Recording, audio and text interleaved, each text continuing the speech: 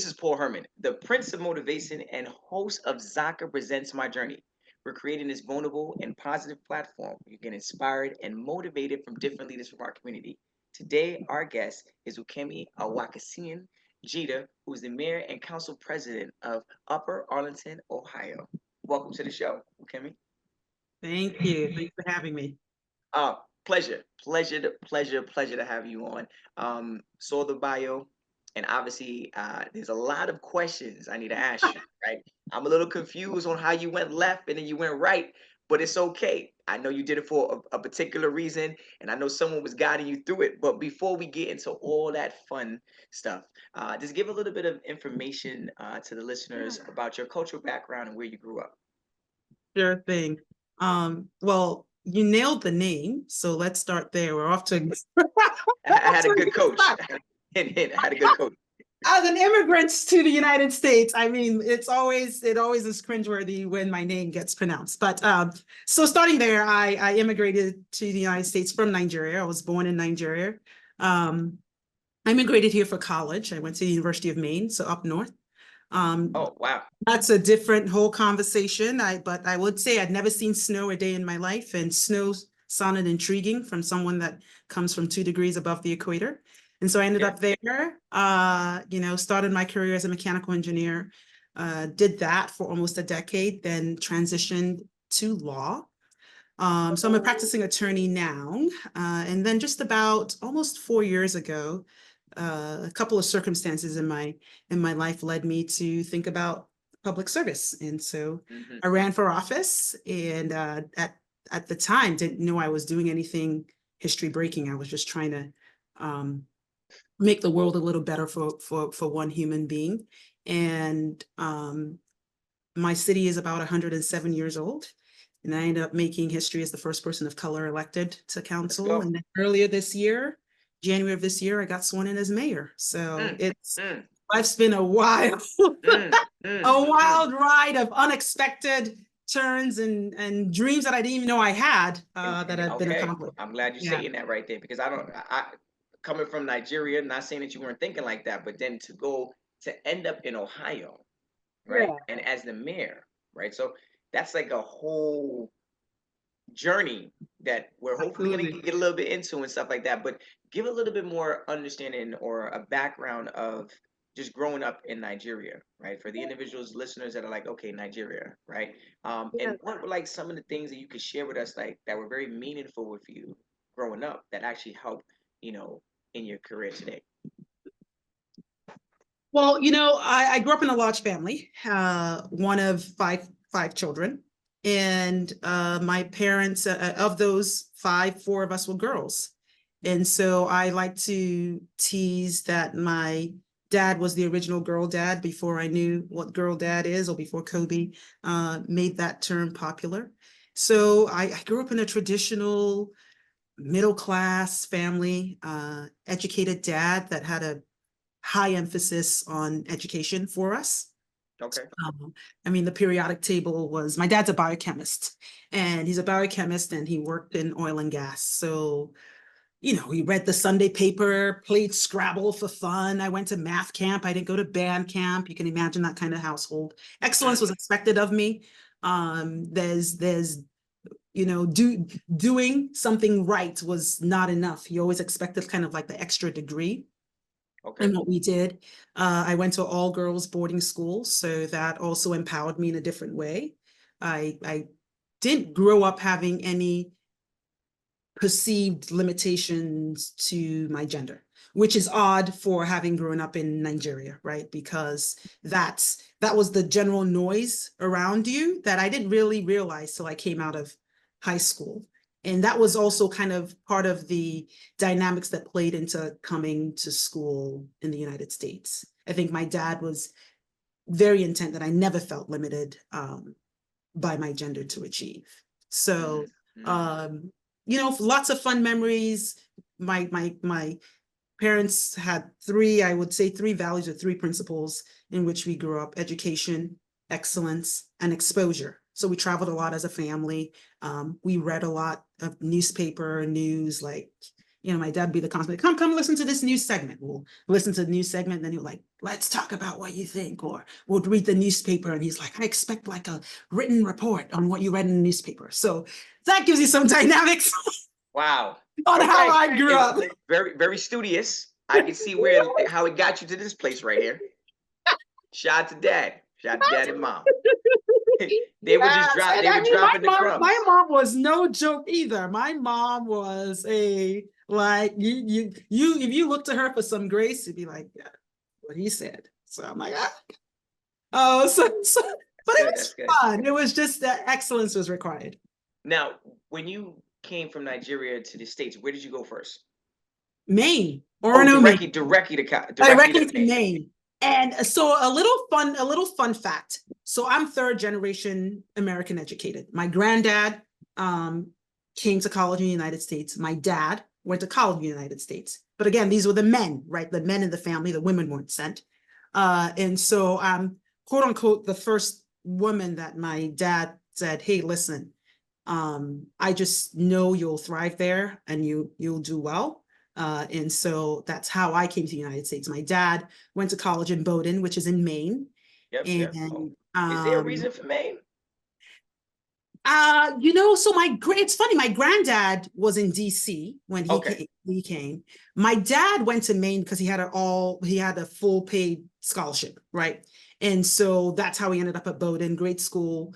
Yep. And then when I was coming, I did engineering. So my dad was a biochemist, like I said. So he was science, so he could go to a liberal arts school.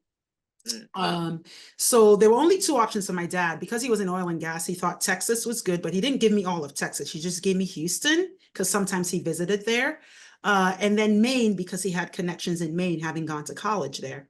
And like I said, I hadn't seen snow a day in my life before, and I'm adventurous and I like experiencing different things. And so I thought if I was going to leave Nigeria and not know a single soul, it might as well be fun to be in an environment that was completely different than where I was. And I always felt like Houston was kind of like a mini Nigeria because it was warm and they had a lot of Nigerians there.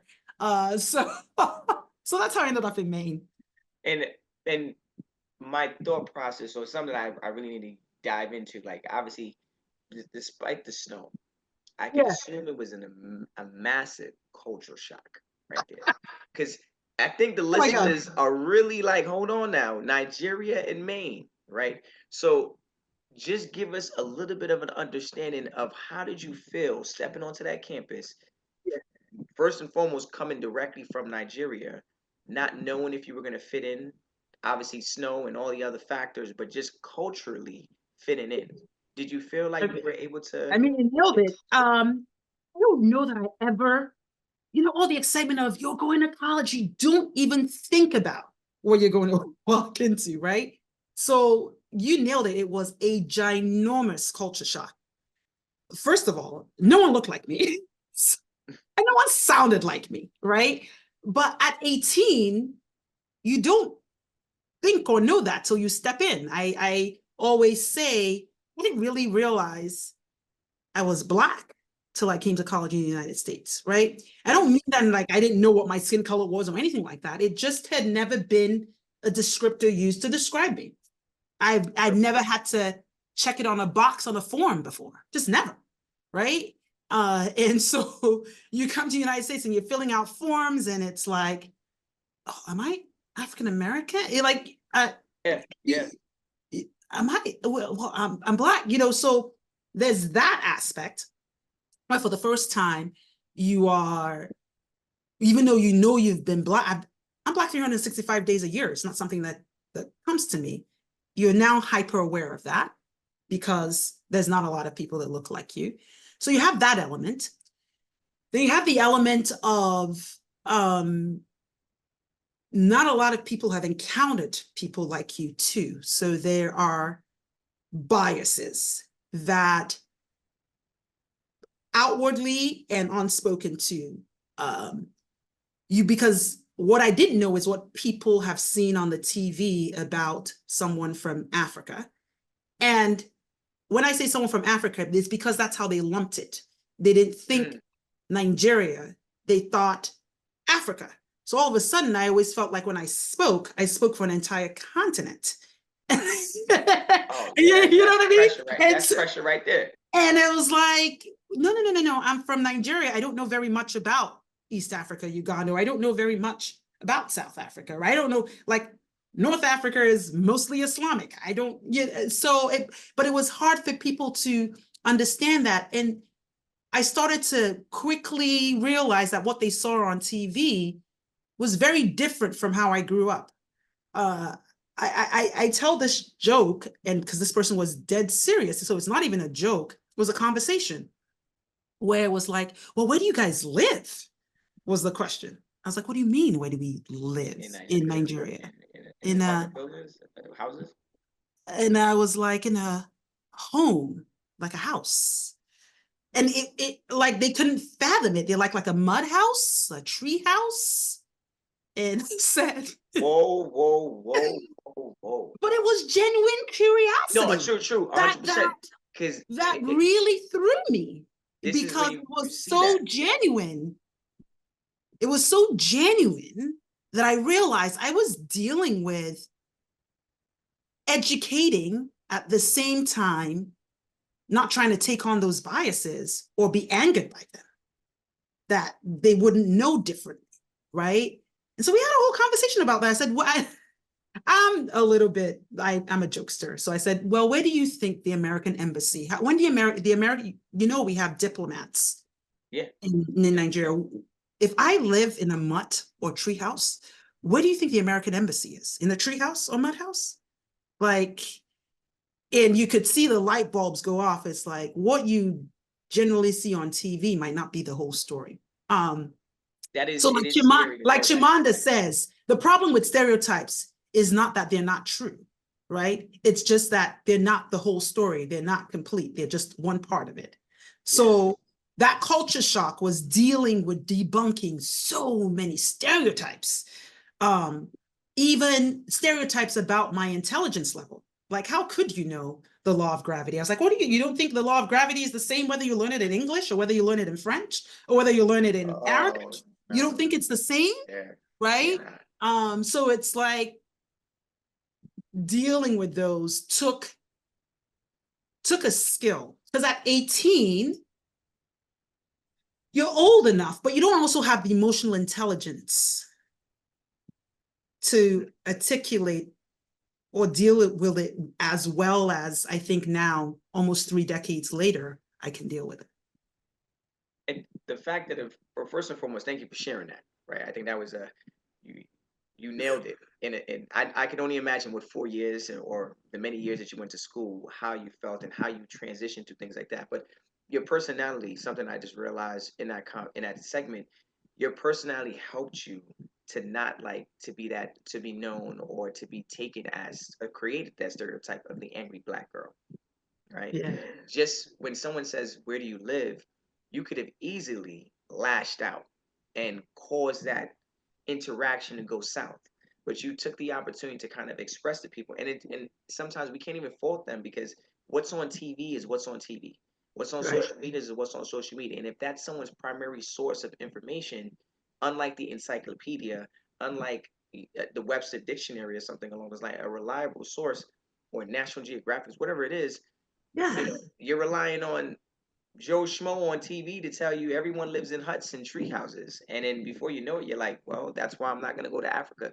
But not knowing that Africa has so many different places and every place is different. Nigeria is different from Senegal, and Senegal is different from, like you said, Egypt up there, you know what I'm saying? Like different.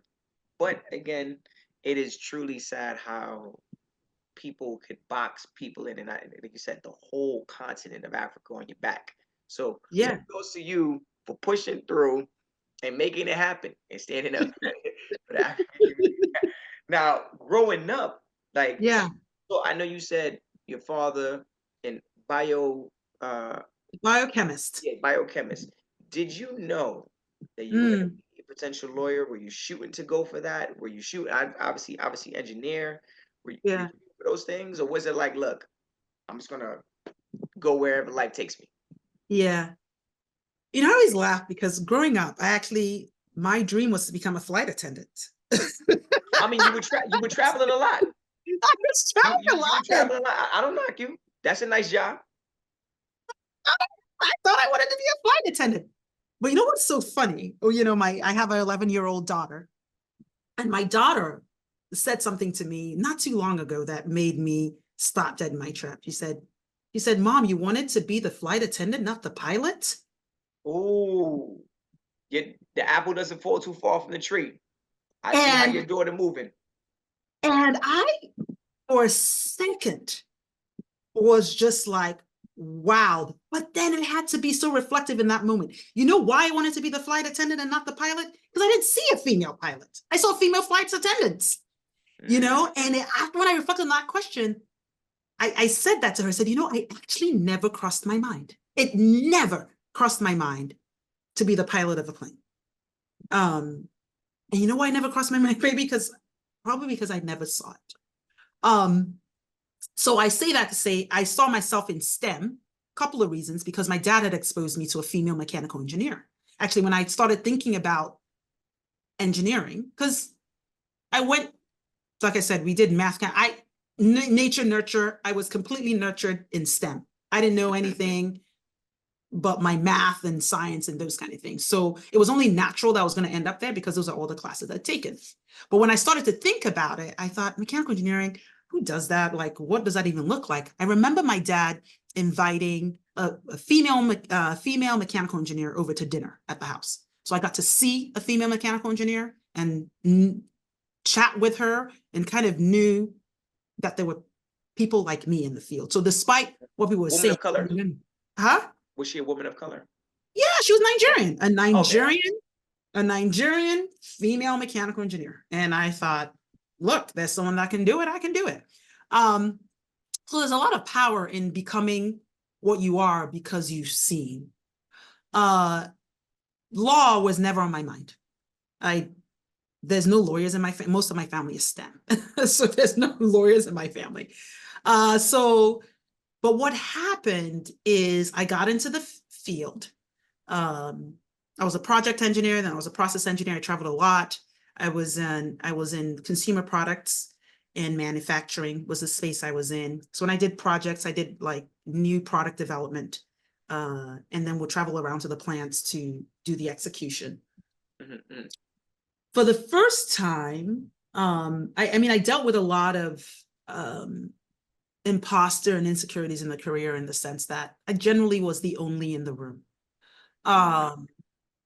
And that got tiring, and the development of me as an engineer was lacking somewhat, because again, there wasn't very many people like me looking out and thinking, where does she go next? Because I was in product development, I worked a lot with lawyers, and those lawyers would help anywhere from environmental to regulatory to business, whatever it was. Again, you think about, we're bringing a new product to market. They're the ones orchestrating how, where, what, legal risks, all those kind of things. And so I started to see the decision-making power they had on what we did, and started to appreciate that career, and thought, engineering never seemed long-term to me, because I just didn't see myself going beyond what I was doing, and no one was developing me that way either. There was also the dynamic that I was an immigrant on a work visa. And so I was on the H-1 visa, which is an employer-sponsored visa. So I think part of the lack of development is that because I was a high-skilled engineer in that field, that's really all they wanted me for.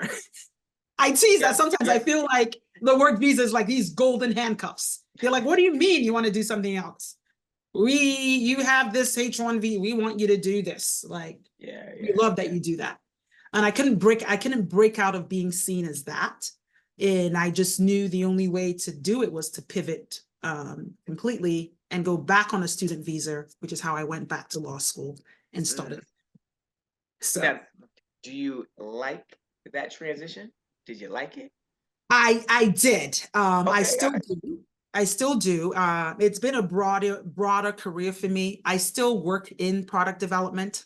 So I'm an intellectual property attorney.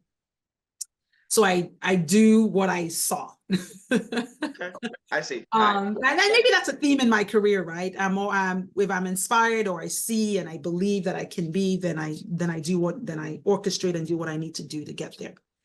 So I still work with clients and still work with engineers and still work with product development to bring new products and services to market. I tend to do a lot more on the transactional stuff. So think joint development. Okay. If two people want to come together and I do draft all the contracts around that to make sure that, the relationship goes well and the development goes well and who owns what after the thing is produced. So that's what I do now. That's important. Yeah. Now, could you describe, I mean, I'm obviously engineer, Mm-hmm. lawyer, right? Mm-hmm. And now as a mayor, right? Mm-hmm. You have a very diverse background, I right? do. In career paths, right? Could you just give a little bit of insight on how moving through the different careers has shaped you as a community leader? Yeah. So I was always a very head down and work person.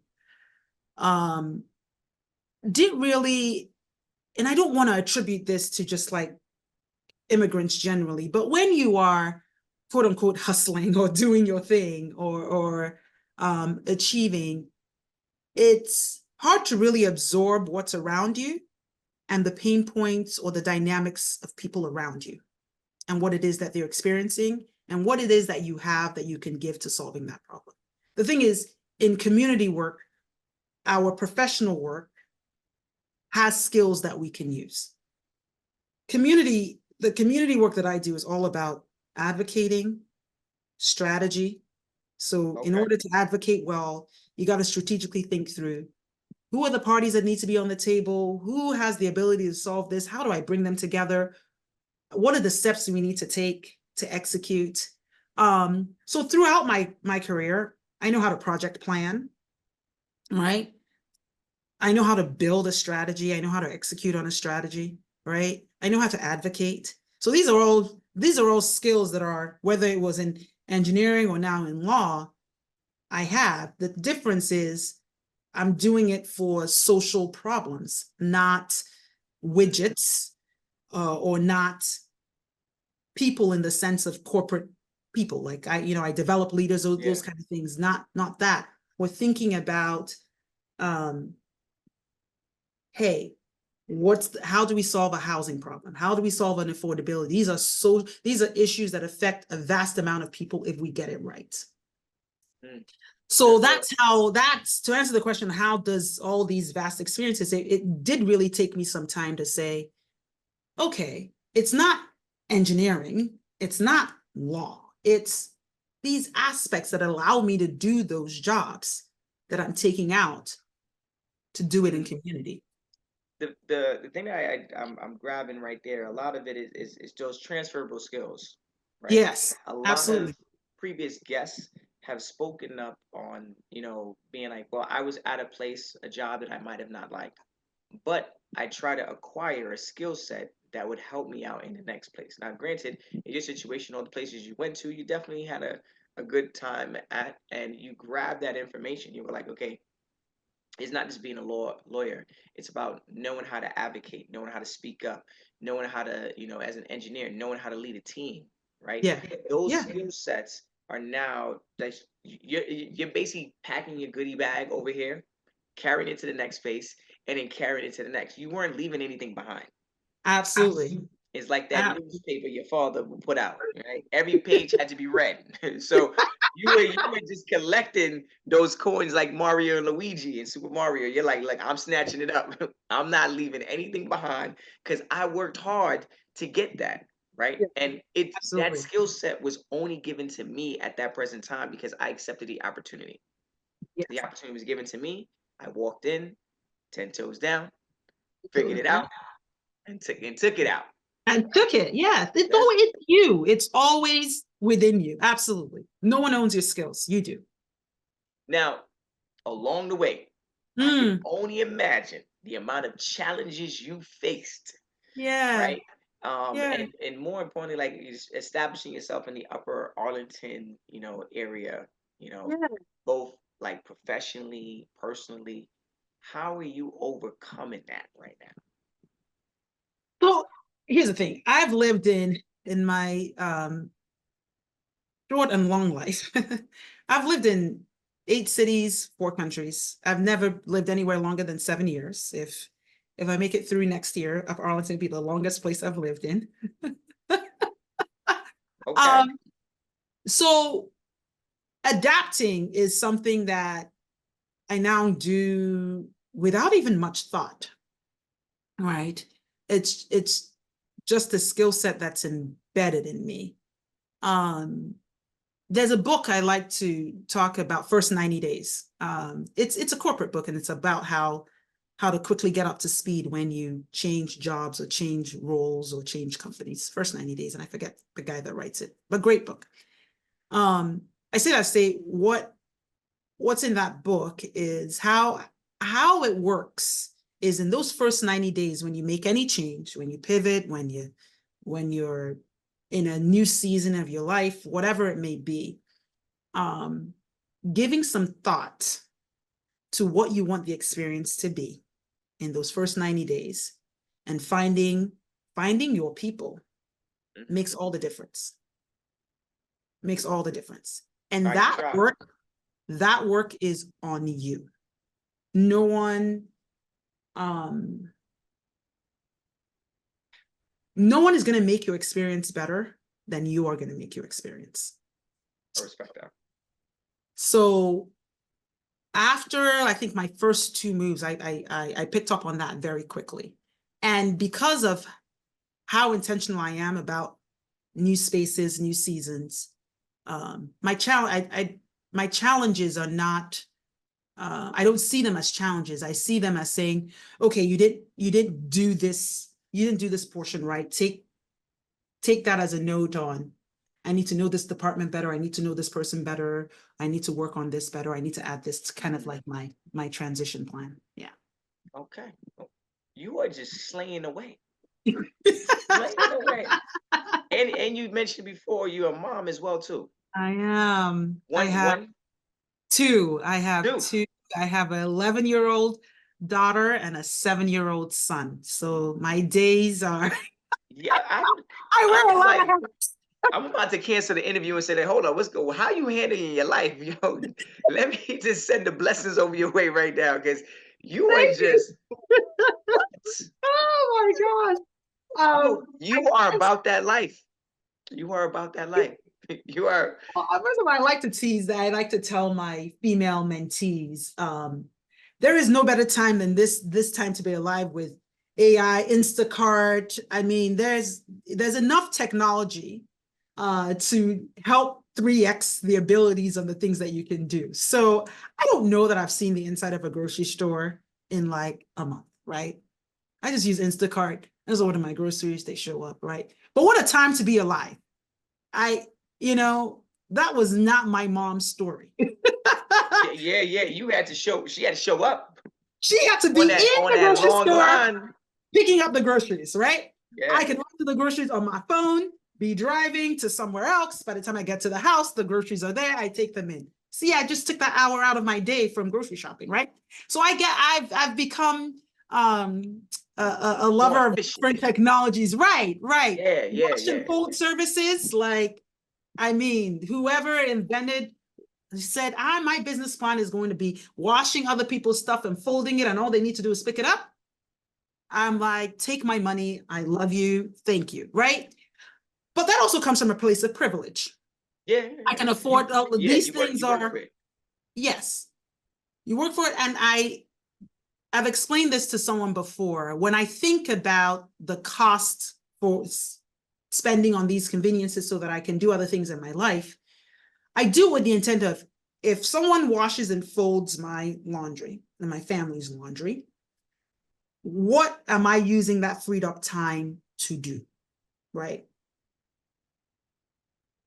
Am I able to now spend it with my family more and not think about, am I able to actually just sit now, finally cook dinner and sit at the table and eat dinner with them? So I'm very intentional about, if this hour or 2 hours is taken away from me because I'm paying for it, then here's how I'm going to use it. So I'm just very intentional with that in life. Yeah. Now, let's talk about the intention right now behind running for office. Yeah, yeah. So let's just talk about that, because what a time to be running for office, right? With Yeah, all the things that are going on, and how, again, media is just crazy, how people, yeah. project certain things on people and certain ideas, and it's a little crazy right now, right? But to run for office, like, what Public was the service a little inspiration crazy right now. behind that? Yeah. So 2018, I made my 8th move in life. I moved to Upper Arlington. I'd taken a new job and moved to a new city. And when I moved to that city, like all previous places, I knew no one. I worked with my realtor to end up where I ended up. And I had a human list, the things people think about when they think about what community they want to be in. I had proximity to work. I didn't want to be too far away from work. My kids were young. My daughter was just about starting kindergarten. My son was almost 2. So I thought, well, I want good schools. I want a safe community with sidewalks and good police, fire, and I wanted like a lively, like Parks and Rec, like things that the kids could do within the community, so I didn't have to go a lot of places to get it. Yeah, that's nice.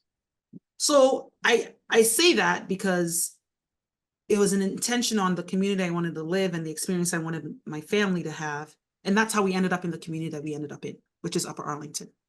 Beyond that, I knew not very much about the city. Have you ever watched Coming to America? Oh yeah, come on, Eddie. Eddie. There's that scene where he's in New York. He has arrived. He comes out with, where he's like, hello, my neighbors, right? And they were like, shut up. New York, that's New York for you. That's New York But for the you. thing is, because he felt, he did that because he felt it was like so different. And it was like, that's how it felt when I got to Upper Arlington. It was so different, Great community, but it is 87% white, right? So my daughter started kindergarten in the community. She was the only Black girl in her kindergarten class, and there are 3 different kindergarten classes, and she was the only one. I want you to hold for a second and think back about the story I told you, the culture shock I told you in Maine, like arriving in Maine for the first time. I was 18 though. My daughter was 5. So she was experiencing that for the first time at 5. It plays out very different in a 5-year-old than an 18-year-old. For a 5-year-old, she came home and she said, Mom, can you straighten my hair for school tomorrow? And straighten your hair, like Black people know we don't straighten our hair. And I'm actually from a very natural family. We wear our afros, before I used to have a lot more hair, we were a little puffed. So it was a very odd request for my daughter. And it caused me to pucker up and say, well, what is she experiencing? Or why does she feel like if she had straight hair, whatever dynamics she's experiencing would go away? And so in that puckering up and paying attention to how she was moving around in the community, it took me back to that 18-year-old that was in Maine experiencing culture shock. And I thought to myself in those dynamics, if our community could create different experiences for the community members, for that sense of belonging, we wouldn't have 5-year-olds feeling like this. What I mean by that is, because, I had some people take me to boot, well, Ukeme, like these homes, people buy the home, like it's private markets, like people buy and live here. Whoever wants to buy and live here buys and live here. And I was like, yeah, but when you look at historically, this was a red-lined city. So up until 1970, Blacks and Jews could not live in my city because you couldn't transfer title to Blacks and Jews, right? You've created systems that give us the demographics that we have. That aside, now those are abolished laws and all of that, but we're still living with those abolished laws. You know what doesn't have to be private markets interfering? Recruiting. My daughter is not going to see her first Black teacher till middle school. That's not a demographic problem. That's us in government actually choosing. My daughter goes to City Hall. She doesn't see Black people in City Hall. My police force. How many Black people do I have in the police force that is community policing? What is she seeing? What is she experiencing that is within government control that we are not doing? And so you start to be curious and you start to ask those questions and you see that there's work to be done. This was 2018. I say that because the timing is important. Because I start to do that community work and like in my daughter's classroom, making sure she's being exposed, just not for her, but other people also being exposed, her classmates being exposed to, so having them over for play dates, so having them see different things. And 2 years later, 2020 happens. And everyone remembers 2020, not just for the pandemic, but George Floyd, and there was a racial awakening in our world, in our country. And I remember looking at my son, and I'm saying, I am raising a Black son in America. I can rest on being an immigrant all day long and feel very, very grounded in who I am and where I'm from. But that's not my children's story. And I have chosen this community to raise my kids. And this is all they know as home. This is reality now. This is reality. This is their reality. This is their reality. And if I don't know if you know Hamilton, but there's that song, The Room Where It Happens. You know, no one was in the room where it happened, the room where it happened, the room where it, okay. And so it was like, being in the room where it happens matters. That's actually the decision-making that trickles out here. So yes, I could be a community advocate all day long. And I did a fair share of that over 2 years. We had our community relations committee that was formed and set up in the city. And I served on, that was the inaugural commission for the city that was appointed by city council at the time. And I served on that founding committee and suggested things that we could do. But funny enough, it wasn't an idea that I thought about myself. I'm doing all this work and a friend and a neighbor says to me, Ukeme, you do all this community work. Has it ever crossed your mind that the people who actually make this decision are our council members and they are elected and you should run for office because you already do this work? And I'd never thought about it. And then I laughed it off because I was like, I have zero name recognition. I've only been in this city for 3 years, no one. And I have a name like Ukeme Awakessien Jeter. It's like, you gotta say the whole government. Say the whole government. You got right. Your whole government name needs to be on the ballot, right? Wait, who we voting for? Looking around the room, who is this person? So go back to finding your people. I had a core set of 4 people that saw me every day and believed that I could run for office and win.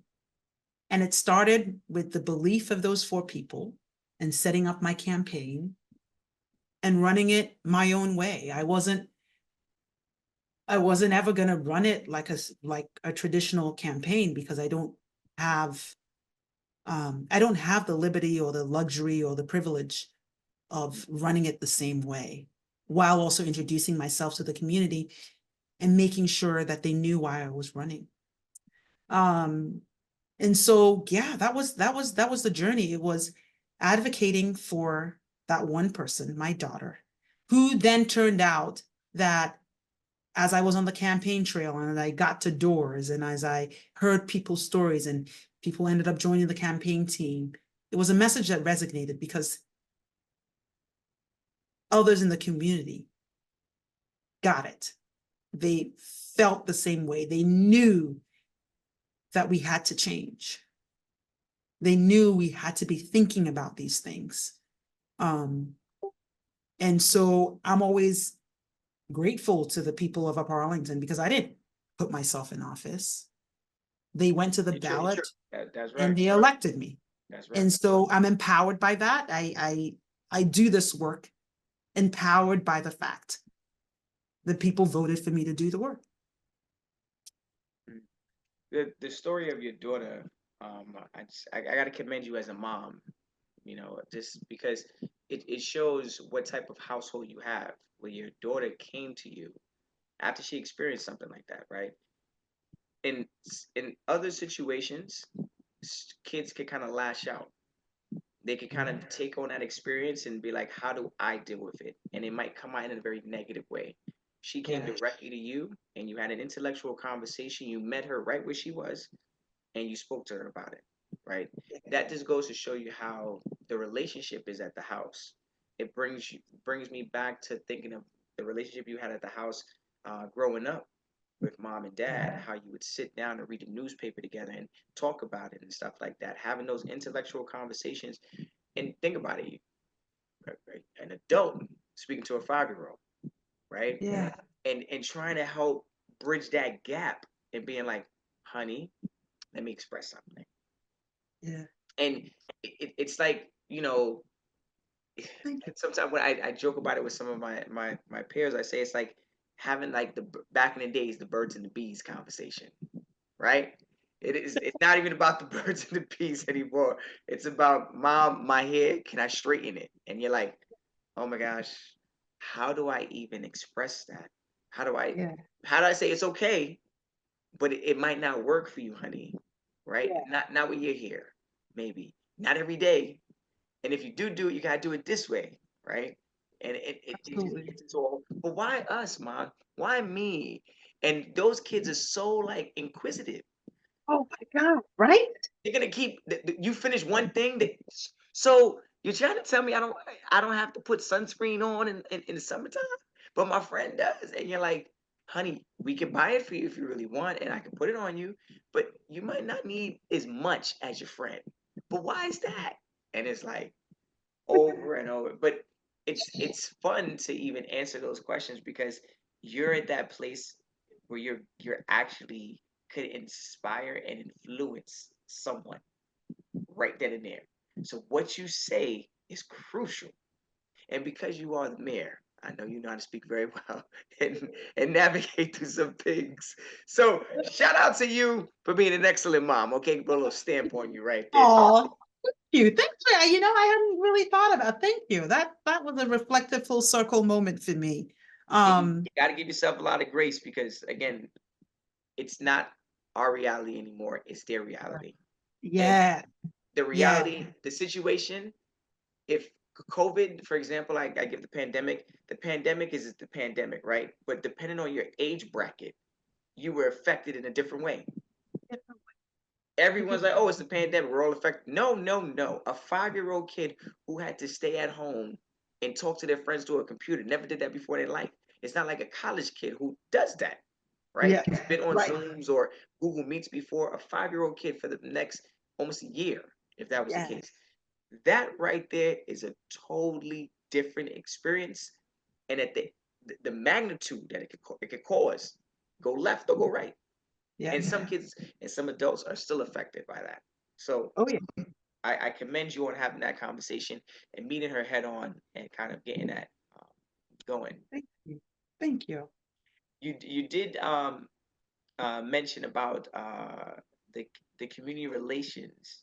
You mentioned that, and I said, hold on now. This is some good stuff right here. How did you help like foster and a culture and understand like inclusiveness? Yeah, so it's interesting because when you hear it said sometimes that in elections it's not the person meeting the moment, it's the moment meeting the person. So when I moved to the city in 2018, there had already kind of been some things that were shifting in the community in the sense that people were really starting, like, the media had come in and uncovered this really dark story in the city where there had been a big swath of the city that was annexed to the city almost like 80 years ago. And that land was owned by free slaves, but they had gotten the land, buried the history that it was owned by slaves, right? Till they were about to build like a new property on it. And they went to excavate. And so the news, NPR, like ABC, everyone would come in. And so it was like a bad PR nightmare for the city before I moved in, right? That people were discovering all the racial undertones and backgrounds that the city had kept on the wraps and not dealt with. And it was a moment where residents were demanding leaders that acknowledge these ills, were making sure that they were eradicated, or at least the very least, making sure that they were thought in history and acknowledged, that they weren't buried. So I say that to say that we had a willing set of community members that were like, we really need to think about this. It now became, what mechanism do we do it? How? And that's where the idea of the Community Relations Commission came about, where it was a mandate from the leaders of the city, so our city council, that says these are going to be your 9 people in the city, that every month, holistically, they're like boots on the ground. They hear what's happening in the community. They understand whether we're doing it through events, whether we're doing it through education, whether I know like right now they do like speaker series, different things like that, right? Bringing different parts of community together to hear and understand each other and have civil discourse. Because what's missing in the world today is civil discourse. We like to say we can agree to disagree, but that's BS actually. That's BS, right? When it infringes on someone's rights or whatever, we don't need to necessarily agree to disagree. We need to hear people. We need to understand them. We need to see that feeling. And that's what this commission was really about, we're now such a, yes, we're still a predominantly white community. Like I said, 89% is, but the other 11% is very, very, very diverse. That's good. Asians, Blacks, right? Jews, Islamic, we've got it all. They're just the minority, 11%. But that said, those dynamics are still there and spread out. So it's important for the 89% to understand the 11%. And that's why that commission was based. Because what we also know is that the way Central Ohio is growing, we have 2 universities, right? Ohio State University brings in, borders our city. So it brings in a very, very diverse set. So if that population in Ohio State ends up staying and working and living in our city, which is a large demographic for us, we're going to become more and more diverse. And it's incumbent on the majority to understand how to live and coexist with the minority. Yeah. It's times is changing, because like you said, the number keeps on increasing. Over the many years, and because of a big university like that pulls in people from all different walks of life, absolutely. If you're right, they graduate. A lot of people say, well, we're just going to stay in the area, right? And it just kind of builds to that. A big question I'm going to dive into now is like, what advice would you give to like an immigrant professional looking to break into like leadership roles within their communities? And so, because you have a lot of leadership roles, whether it be engineering, the lawyer, now the mayor. You're in leadership roles. You're face to face with individuals that might agree or disagree, right? And there might be those hard conversations to have. So, what advice would you give to somebody trying to step into those roles? Yeah, man, I'm not an advice giver, but I will tell immigrants, they need to recognize that. Well, I'll do it in the proverb. I don't know if you ever heard the African proverb that says, till the lion learns how to write, the hunter will always tell the story. And I may have gotten that paraphrase wrong, but the whole point of it is that there's a lot of narratives, stereotypes, things, whether it be accent bias around immigrants, whether it be foreign education around immigrants. And because of that, we tend to try to assimilate too fast or hide part of identities to get along, right? We shrink to get along. And I wrote ImmiGRIT for this particular reason. I wrote a book, Immigrant, because I think immigrants fail to understand the skills that they do have beyond the technical skills. So we're used a lot for our technical skills. I mean, the immigration policies are about that. You come and your form of contribution is that you work. That's the immigrant contribution. But I say, in addition to your technical skills, the fact that you have left what you know familiar and come to another, you have adaptability. It takes resilience to thrive in a new country. You're resourceful. I don't need to know much about your socioeconomics or where you came from to know that to navigate new systems takes resourcefulness. Even if even if you're the king of Persia, you need to figure out what bank you're going to put your money. That's resourcefulness, right? You're going to have to do the research, all that kind of stuff. So I know you're resourceful. And our journeys take a long time. So that's grit. You got to persevere over a long time, and that's grit. I coined these things ImmiGRIT in my book, ImmiGRIT, because that's the skill set that you have in addition to the technical skills that you bring. And the skills that you're going to acquire by being mentored or seeing certain things, being adapted, being in different environments. So I do hear you on it. And also language as well. And language as well, right? The fact they can speak another language, like whether you call it code switching, whether you call it, figuring out the environment, whatever you call it, you are king. You can do that. So if you rest on that, know that, feel empowered by that, right? What it now is about is figuring out what is rooted in you in advocating. Because I always say serving in community is a selfless act. It's not about you, it benefits someone else. And as an immigrant, we benefit ourselves all the time, right? We're building for ourselves. We're trying to get our family here, trying to provide for our family, all that, right? And that takes a lot of time, and that's noble and honorable work. Do it. But if you want to, in leadership, whether in the corporate, whether in community, is all about selflessness. It's all about developing someone else. And so to do that, find the things that intrigue you, that you're passionate about, because if you don't, you're not going to be invested in it. You're not going to be passionate about it. And trust that you can do it because you already have those skills. So there's not much advice I need to give to immigrants other than just step up. That's really it. You already got it. Yeah, you need to step up, and you need to have some confidence. I talk to some mentees and they're like, oh man, Ukeme, the accent. I didn't sound like this like 3 decades ago. Inevitably, your accent is going to change over time.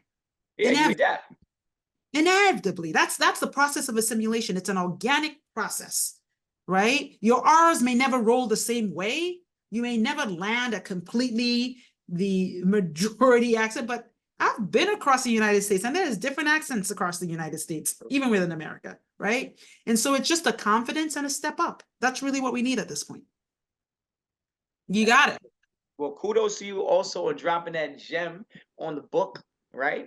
I think that the book highlights, like, again, the skill sets within ourselves as first or second generation immigrants. And I think that's very important, because people sometimes forget that is something that's important, that you are unique and you are special. And a lot of the thought leaders, the individuals, the guests that I've interviewed have spoken about that. And said that, at first they didn't know it was something unique and powerful, right? But then all of a sudden, once they got further on in their journey, whether it be in corporate or in their own professional occupation, they start to realize that what they would sometimes disregard is now in the forefront. And they're like, wait, hold up. You need someone to speak Spanish? Well, I can do that.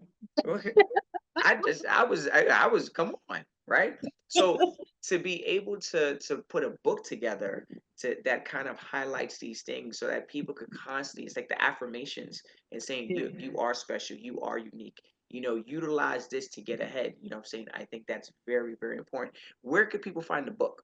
That's the next question. I'm pretty sure my publisher has it everywhere. Amazon, Barnes and Nobles. I hear 70% of books are bought on Amazon, so it's there. There's an audiobook. It's also an Audible, recorded in my voice, my full accent and everything. I know. Let's go. You're like, Ukeme, do you want someone else to record it? I was like, nope, I got it. That's what I'm gonna say. That come on. So yes, it's also, and I did that for my mom. The only way my mom was going to read that book if it was in an audiobook. So I was like, this one is for you, Mom. Wow. Wow. Congratulations on the book. Thank you. And Thank you thank so you much. for expressing about all the things that they could find within your book, Yes. adaptability, resilience, Yes. resourcefulness, like utilizing those key words that especially in those transitions, you're so focused on like, where do I land? That you're not thinking of, if I land, I'm landing with a whole lot.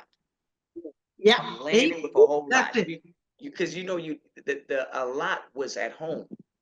It was where you came from. You're like, I'm leaving things behind. But in actuality, you're actually taking, even if you have one bag packed, that's just materialistic stuff. But what's inside of you is going to help you be successful. And I see that you have utilized all of that along your journey. So kudos, and more kudos to you for just putting in the work and just carrying that goodie bag of clothes and stuff that you needed, but also Yeah. keeping your personality, your drive, your ambition, your resilience over here to America, in a sense, to thrive the way you are, and now giving that information to your children. Thank you. Thank you so much. You've done it. You've done it. And you're still doing it. So, what are like some key steps organizations could take to recognize and leverage the strength of like talented immigrants like yourself? And Yeah. it's a very competitive environment. Like how can these companies do this? Well, the first thing is leadership development programs have to change. 90% of leaders are still white. And what that means is that how we develop leaders is still through a very specific lens.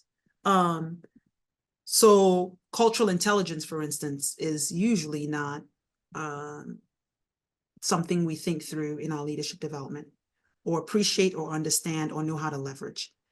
So I encourage a lot of cultural intelligence training and leadership development programs, and kind of like this cross collaboration where you have immigrant leaders and you have the native leaders learning from each other. Here's the thing, 1 in 5 people in the workplace by 2035 is going to be an immigrant. Markets are already global. So our marketing strategies have to be fluid, change, all of that. Salsa outsells ketchup. You cannot have the same marketing strategies in different markets. And so it's not even a nice thing to do. It's necessary to do if you're going to maintain any market share in developing your immigrant leaders.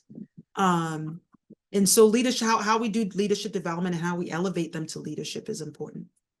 And then the second thing is allowing them to lead, right? To lead in their way.